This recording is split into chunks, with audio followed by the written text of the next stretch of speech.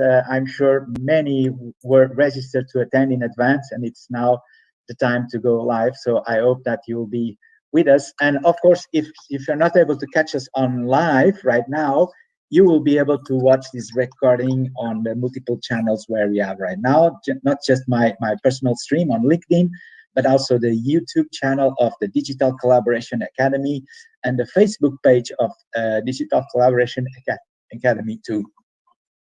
So without further ado, let me just introduce here my two guests. I'm still also expecting Lin Wong. Lin is probably going to join us any minute also.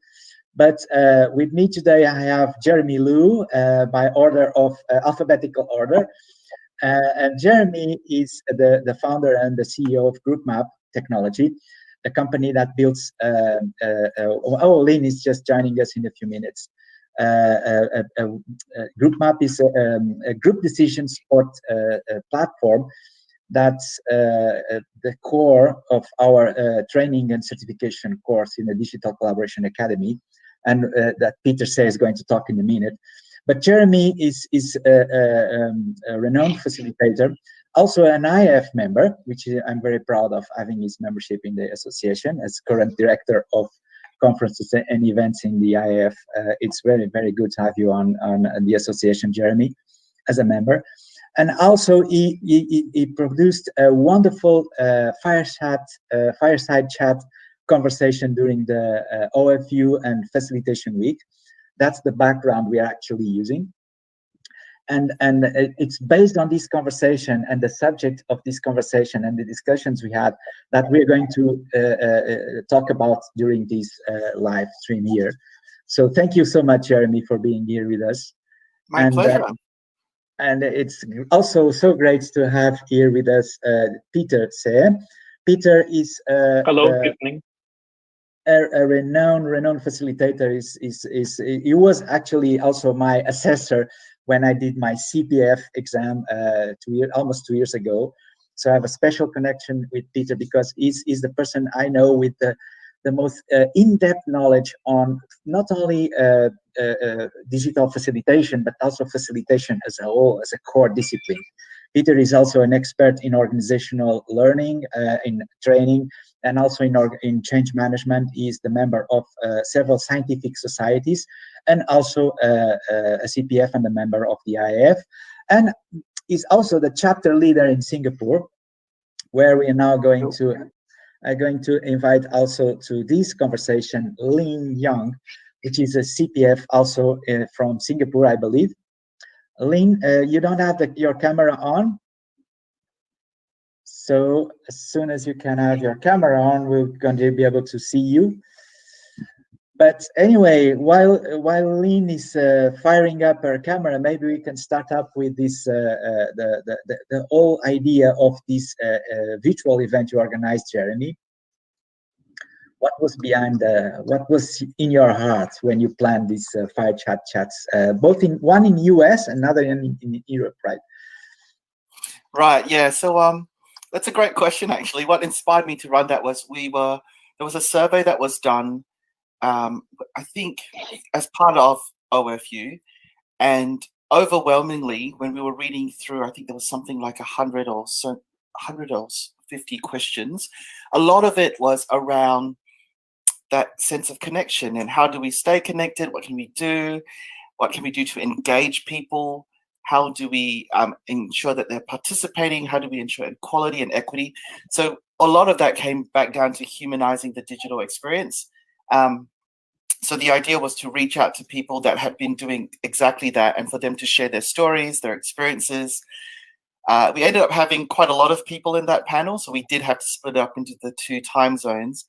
And also it was really interesting to kind of compare and contrast how culturally different things were as well. But I can talk a bit more about that later. But in terms of inspiration, it was really the sense of, yes, we're a tool, an application, a software, but I was inspired to create that software when I was teaching face-to-face in the classroom.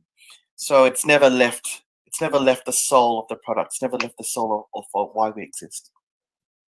Fantastic, cool. Well, let's talk about also cultural implication on facilitation, Peter, because you're from Asia, and you're an experienced facilitator and consultant. You work at many different companies all over the world.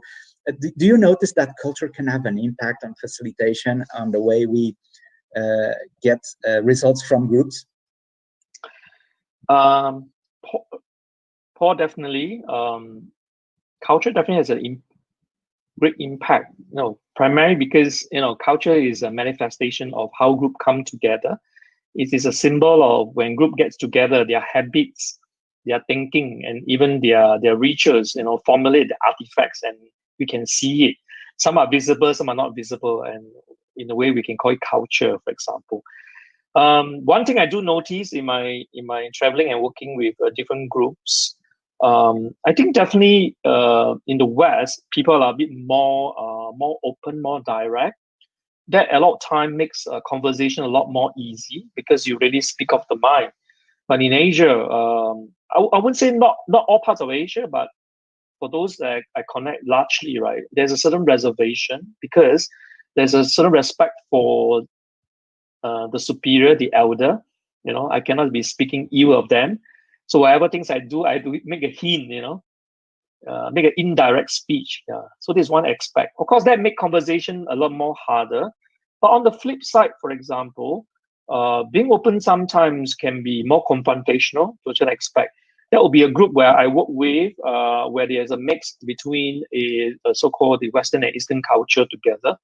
All right, you can see two groups are actually interacting differently. However, I must say that because of the advent of internet and we are very connected, I think this gap is getting closer, I would say. And I wouldn't put a word and say that there's a wide margin. In fact, I would say it's much closer now. There are a lot more openness. And as we cross boundary to learn from one another, especially in the 9 months of COVID, right? We have no choice but calling internet. I think that had brought the world closer. I think the culture is no longer so much of which part of the world you come from, but maybe it's your mindset, how you deal with issue. Yeah.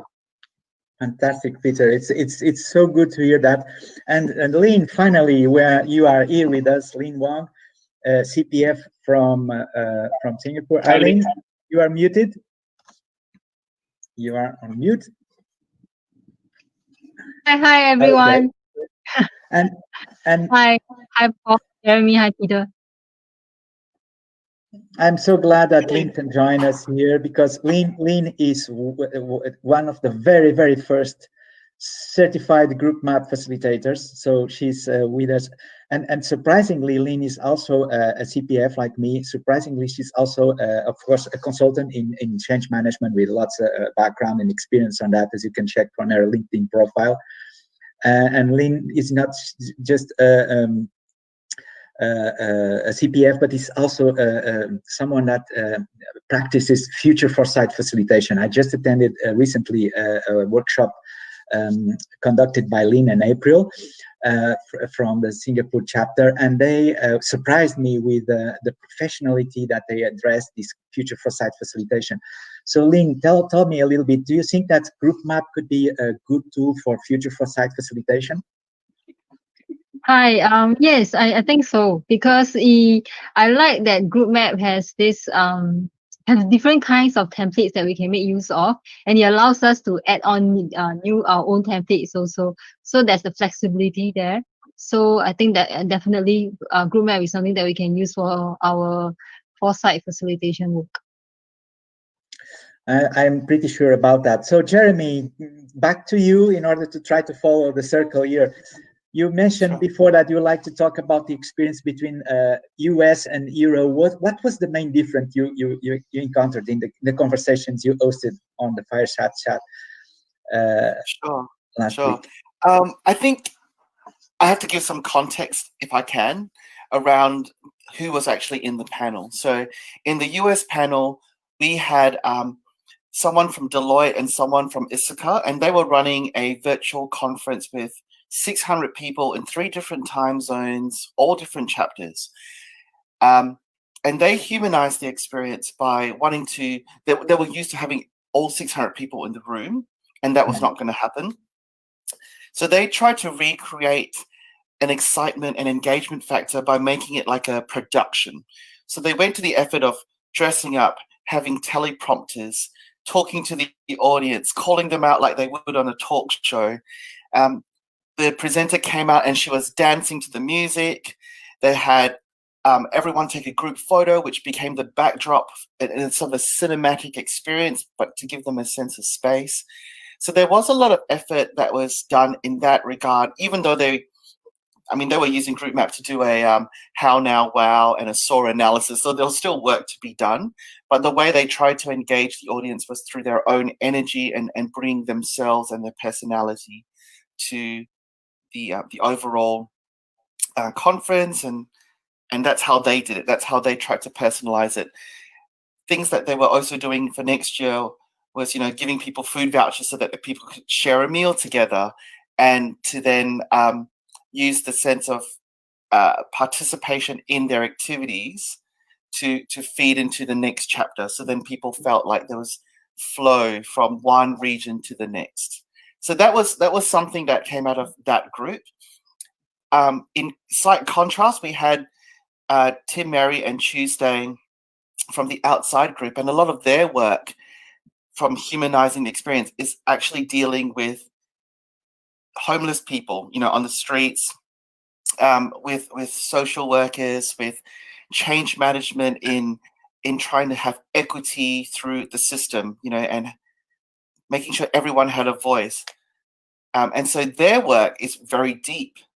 And they didn't bring this up at their fireside chat, but something I've noticed that they did in their own workshops was they would share their own personal story about, say, a conflict or a fight between themselves and how they resolved it, and how that argument or that personal conflict could be present in a meeting, and how to deal with that as a facilitator.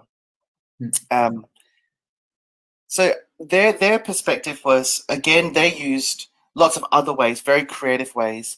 So, for example, they had one of their team members use all the words that had come out from their brainstorming activity in Groupmate. And then at the end of the session, they created a rap. And they just had someone rap back all the key messages back to their group. And it resonated with that particular group. They used art and dance, but more so in the choice of music. They would use music to bring that storytelling in. And so I found that was kind of the US version was kind of really deep, really sort of engaging, using as much of it as possible. With the EU style, we had yourself, Paul, as you know, you were there. We had Thomas, who is in that sort of consulting, management and strategy side of things. And then we had Malud, who is an agile retrospective coach. And the techniques and strategies that they used in their work seem to be a lot more process-driven, and understanding the need for privacy through to building rapport, giving people a chance to speak, and techniques to bring that out. Jeremy, I think that you need a glass of water if you don't have it close to you. Oh, you have it. Okay. That's cool. Yes, definitely. It was interesting, like a background of different approaches and different concerns when we talk about humanizing meetings. Peter, what's your view on humanizing meetings?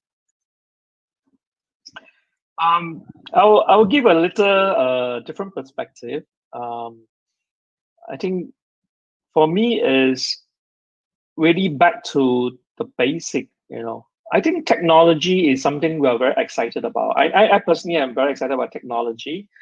I must say in the past 9 months, I have been scrambling to learn different types of way to connect digitally. But then when you actually settle down in the screen, it's still about what is the issue in the room? What is the outcome that we want to achieve, right?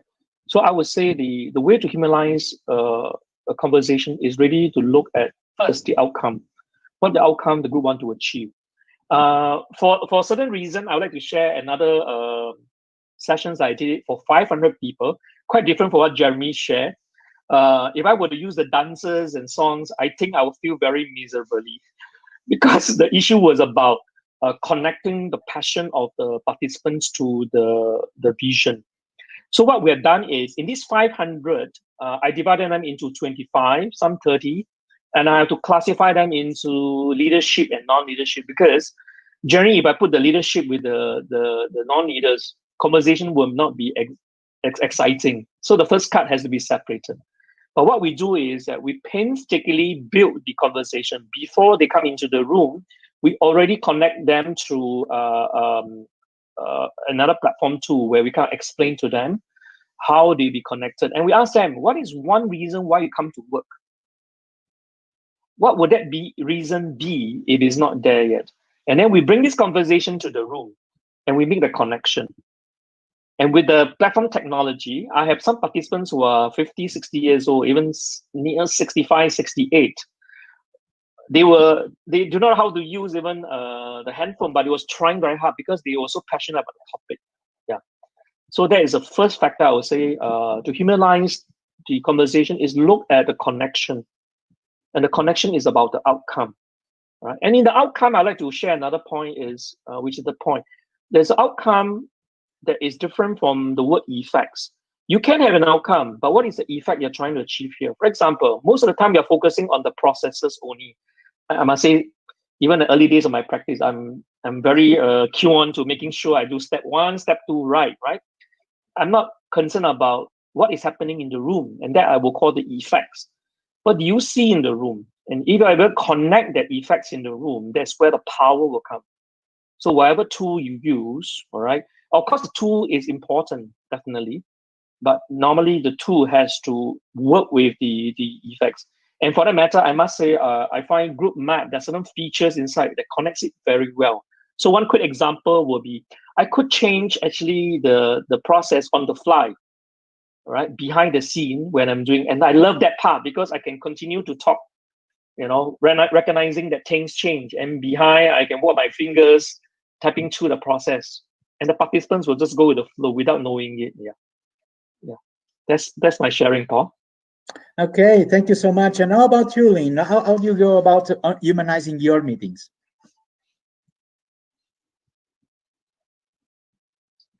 Well, I think Peter and Jeremy has shared a lot. I think for me, I think my sessions usually I ask, how do I say, humanizing it in the sense is like really calling them by name. So in the session, so intentionally, when I invite people to share, I'll call them by their name. So, and then because I like to use 2 different laptops and have different screens for my sessions. So at least I have one screen whereby I can look at their faces or expressions, and then I have another screen whereby I'll look at a collaboration board. And then in that screen whereby I look at their faces and when you ask them questions, saying sometimes when you see their expressions or you see that they have like question marks on their faces, then you ask them, then no, that's where how I do that. I like to do that and really calling them by name. That's one of the ways. Other ways I like to do that is like, I guess it's like so it depends. Sometimes it's like learning sessions or sometimes it's a facilitation session. So usually it's like for some learning sessions, so we design in the engagement along the way so that at least it's not something that on the like you just like out of the blue you think you want to do it, but it's like you design into the whole lesson plan such that it becomes more engaging for the participants. And I know that I am intentionally engaging them so that at least they will not feel like they are like just there listening. Yeah, these are some of the ways that I do. Thanks. Interesting, Lin. And that trick of looking at the cameras, because obviously the technology can give you further assistance than we could think about, right, Jeremy? Yeah, I'm terrible at looking at the camera, so I so now I must be wary when I talk to Lin on the screen. Maybe he has this 40-inch screen looking at my face. I better powder up before I make her in the screen. But definitely, on the other hand, I find that for virtual, actually, there's a lot more concentration on the facial. It actually, in some way, is better than on-site. Sometimes in the on-site, when my eyes have to do 180 peripheral looks, I can't see participants all the time, right? I have to move my head. But then for virtual, I can actually zoom in. So in a way, it's actually a lot more engaging sometimes. Be able to really eyeball the person, to see the tweak in the eyes. Yeah. Mm. It's so interesting. Yeah. I actually find the best humanizing part of the meeting is before the meeting actually starts. So when we start the work, we've now got our objectives and the goals, but before that meeting starts, even though some people think that first 10 minutes of getting ready or, warming up is a pain, just that general, like, hey, how's it going? I heard you did that, or, I'm sorry to hear that happened in your family, like something that you've known about them. That bit is where the human element begins. And then it's like, okay, oh man, we really should start the work now. Hey, okay, let's get into it. So with my team, when we run our meetings, we just, for some reason, we have an unwritten ground rule where we always have to find out what someone's eaten, what was the last thing they ate. Where it's like food is such a big thing. So we have that as our question. That's amazing. Okay, so flowing the conversation, who wants to add something else? Because I have also here some questions from Groupmate participants that I previously shared the screen with them. Let me just share the screen here with what I had from Groupmate participants. And let me find here our list of questions. Are you seeing my screen now?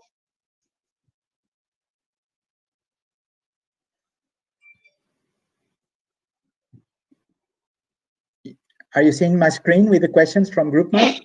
Yes. Yeah. Okay, here they are. Who wants to take one of them?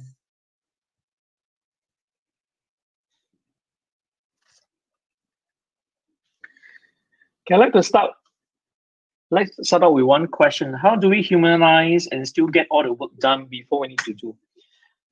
I think this question is not insequential. For example, you humanize the conversation and you cannot get the work done. I think it's part and parcel. I'd like to build on what Jeremy just shared, right? Before you actually start that first 5-10 minutes, right? If you really make good use of it, right, you can actually break the ice, not so much of an icebreaker job, but really connect. That brings in mind my first time when I left Singapore, when I was in Middle East.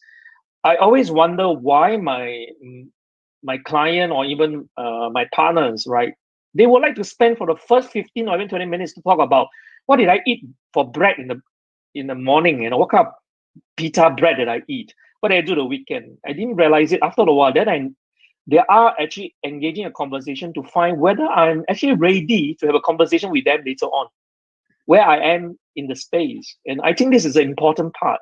So if you work out, right, the part where you need to connect deeper into the space, I think humanizing and getting work done are not in conflict. In fact, they are dependent on each other. They are actually what we call a interdependent pair relationship. Now, if you do it well, then actually you have much less on processes. It's a lot more deeper in the conversation. People will probably open up and share a lot more things. Yeah. And one of the tips that usually I would do is I ask myself this question: beside the logical objectives, what are the emotions I need to look out for during the conversation? What are some of the blind spot I might see or I might not see, and I actually run through my head before the conversation starts? And I may actually even prepare some of those questions, right, to put in the room. One example will be, so far in the conversation, how do we feel? The word feel, all right, could be one, are you happy with the conversation? Are we going too fast, too slow? Are we not being open, or are we too close in our conversation? Over to you, Paul. Thank you so much, Peter. Who else wants to share something about this question, and then we'll go to the other one? Jeremy. Yeah, I don't think you can separate the two. You have to. It's humans that are going to get the work done sometimes. So, yeah, it's tricky, right? Because I know that with some of the groups that I facilitate, they don't like the corny icebreakers. They don't want to do all the fluffy stuff. They just want to get the work done. So they sit there and they go, oh, let's just get started. And so I think it is about, I think Peter said this before, you got to read the crowd. And if you have a group that are stressed out, they're time poor, they need to get on with things, they're already engaged, then maybe we don't need to do certain things. If it's a case of, everyone is cold, they don't know each other, and so you need to overcome that initial barrier for collaboration to happen before they'll start having those open conversations. Then we've got to open it up a little bit more. So if your team has got past that sort of forming, storming phase, and your facilitation style doesn't need to accommodate that, and they're just at the performance stage, then that's awesome. I think of it this way with work like I do in sport. I play a lot of volleyball, and sometimes I do some coaching in volleyball. And if I have a team that already knows each other really well, we don't do a stand around a circle and say your name anymore. That's something we did at the start of the season. Mid-season, we're already doing our drills, and they're still really nice to each other. And then, but if we're not performing the best and we're not winning our sets, then you have to introduce conflict. So halfway during the season, you start to challenge the team with, well, what are we not doing better? And then you work out how they don't blame each other, and make sure that, it's about a particular strategy, not about a particular person.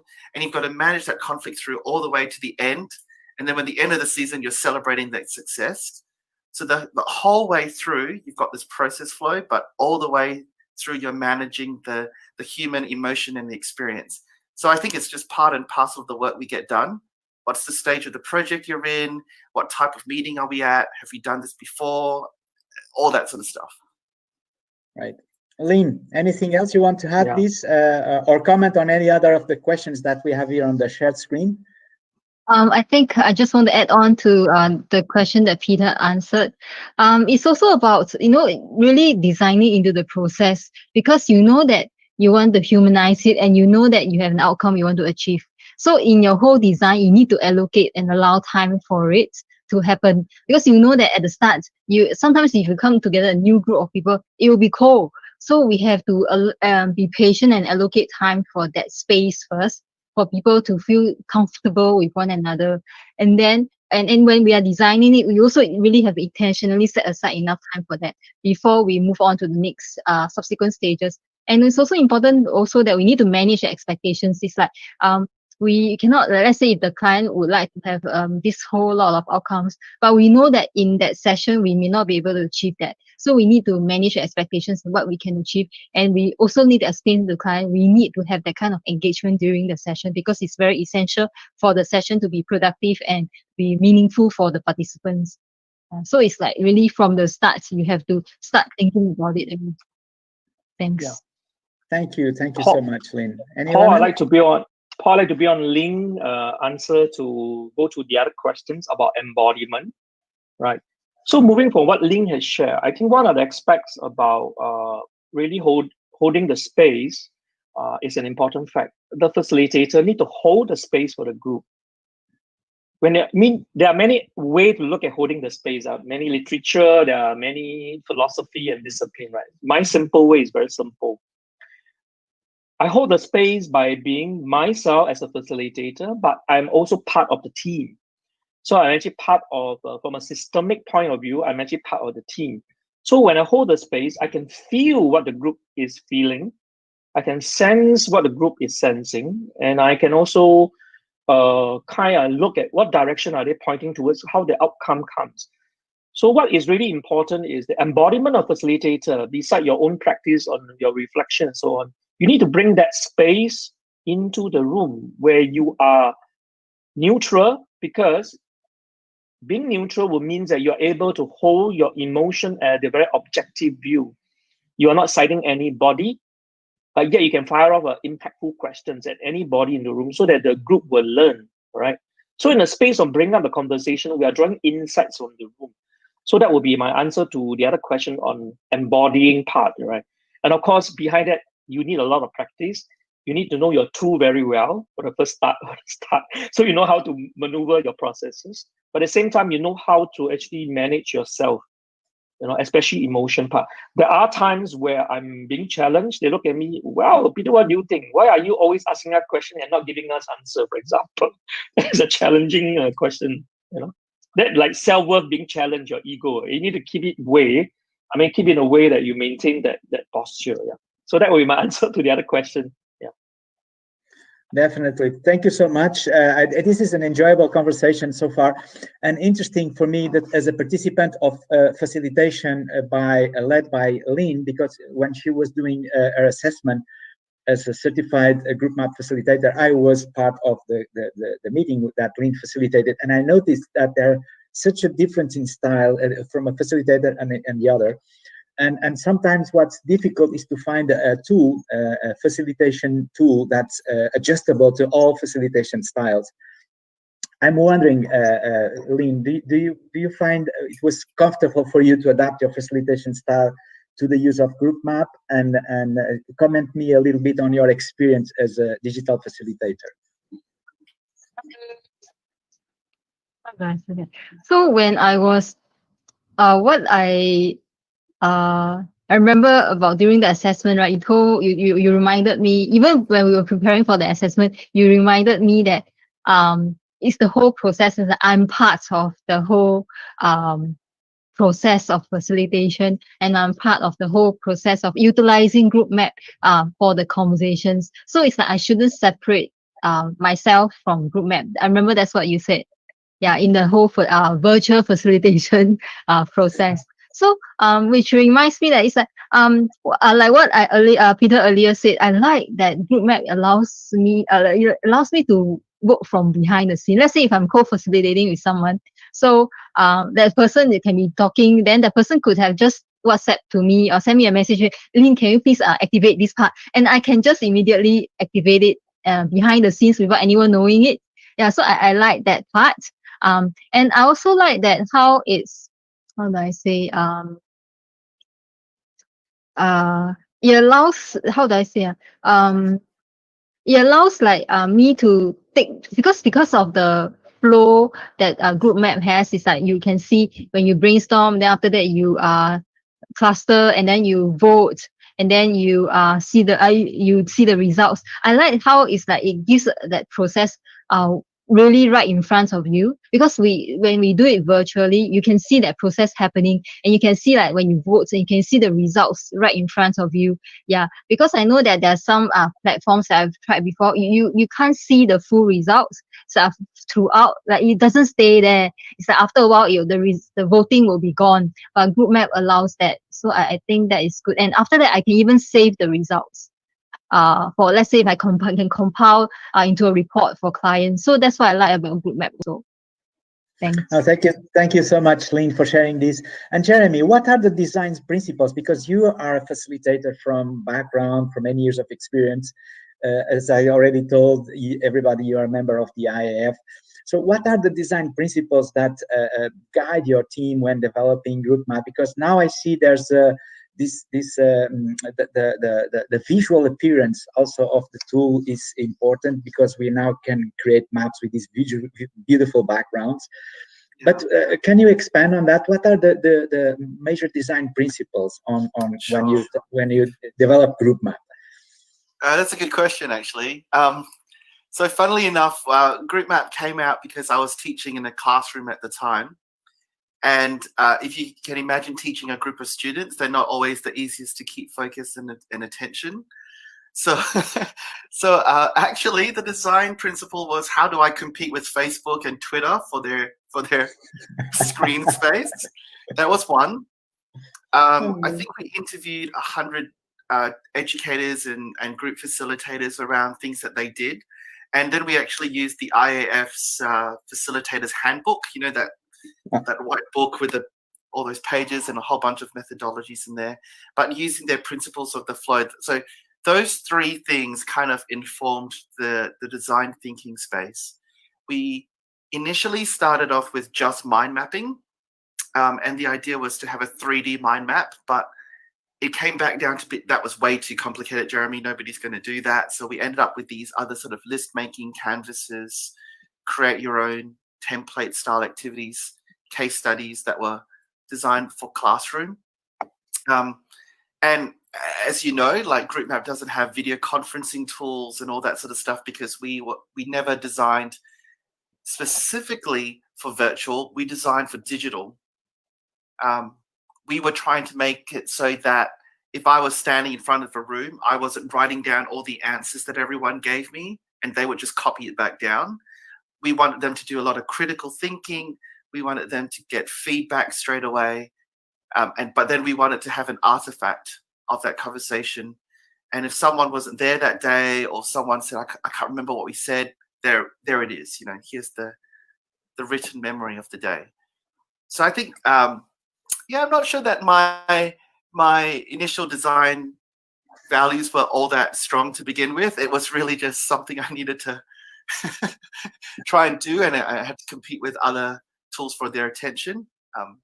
But then over time, we've just learned, I guess, just from listening and feedback, what people need and want. And so we kind of use that as our mechanism for looking at our future roadmap. Okay, thank you so much, Jeremy. And Peter, can you expand a little bit on what's behind this course on certifying a Groupmate digital facilitator? What's the rationale of this? Sure, but anyway, first I want to thank Jeremy for creating a good tool. That is my smile for him. Yeah, because of the word digital. So one of the concepts that I always been thinking, right? Why can't we, before even COVID-19, why can't we actually bring face-to-face and then virtual together? So I think this is a tool that I discovered that allows me to do both sides. And so for this course, right, we are emphasizing a lot more through learning Groupmate. How do you bring the conversation together, either in the virtual space or the on-site space?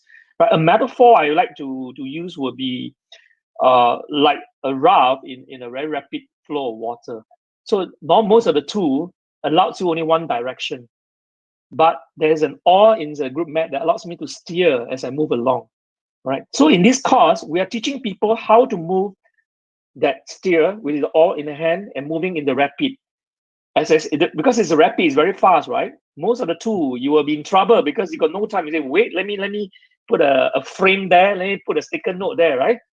There's no time for you, but Groupmate allows you to do that. So in this course, we emphasize how you make use of this tool to suit your facilitation processes and style, right? But of course, at times, with some of the features in Groupmate, we also teach you how to make use of some of the important feature, like for example, criteria and rating, right? To look at when you vote, what is the thoughts behind your voting? And we can actually discover insights from the rating you have, which many tools will not be able to do. In fact, if you do clustering on face-to-face, you get people to vote, put a sticker on it, you can't really tell how much that rating in summary is. But because there is almost like an AI function inside Groupmate allows you to do the rating, you can actually draw insight from that.